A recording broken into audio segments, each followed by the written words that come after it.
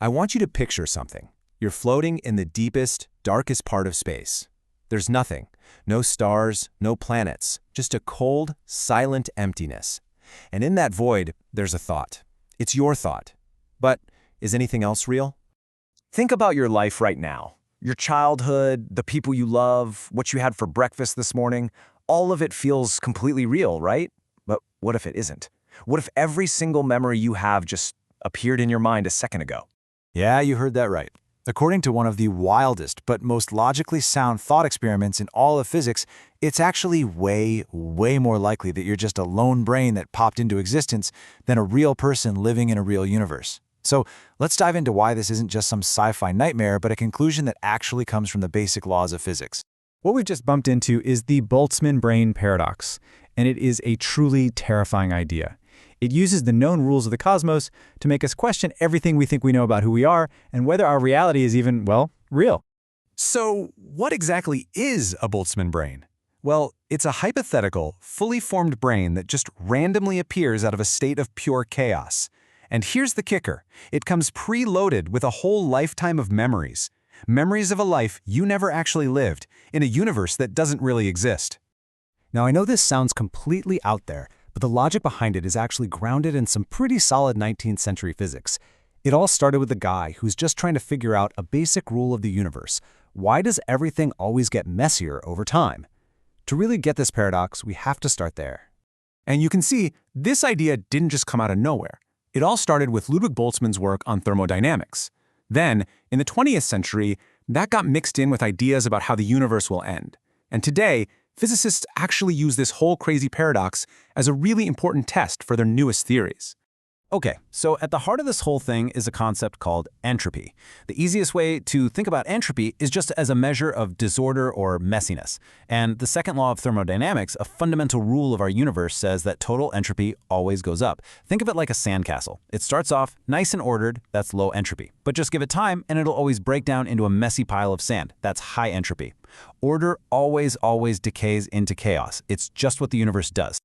And you can see this happening on a massive cosmic scale right here. You start with something highly organized, like a star. It's a low entropy system. Over billions of years, it burns up, explodes, and eventually just turns into a huge, disorganized cloud of cold gas.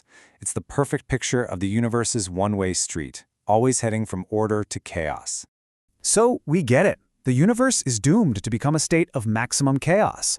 But this is where things get really weird. Because what happens when you take that unstoppable march toward chaos and combine it with a nearly infinite amount of time? Well, most scientific models predict a future called the heat death of the universe. We're talking trillions and trillions of years from now.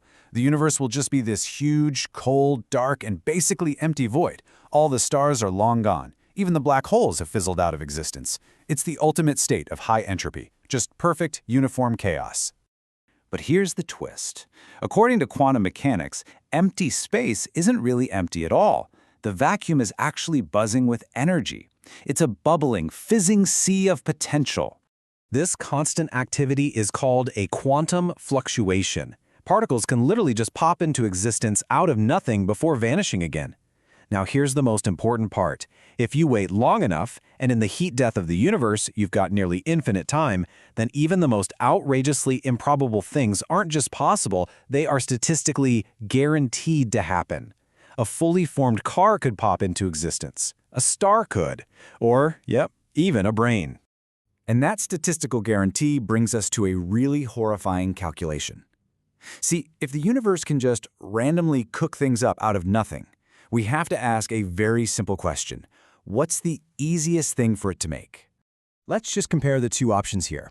On one side, you have our entire universe. Creating that is a colossal fluctuation towards order. I mean, it's an unbelievably massive, low-entropy event that has to keep itself going for almost 14 billion years. On the other side, you have one single, solitary brain. That's a much smaller, much simpler fluctuation. It's way more likely to happen by chance, and it only needs to exist for a split second. This chart really drives the point home. The odds of our whole universe just popping into being are so incredibly small they're basically zero. But the odds of a much smaller, less complex brain forming? Well, compared to the universe, it's infinitely more likely. Statistically, the universe should be absolutely flooded with these random brains, not people like us living in galaxies. And that leads us to the cold, hard conclusion of this thought experiment.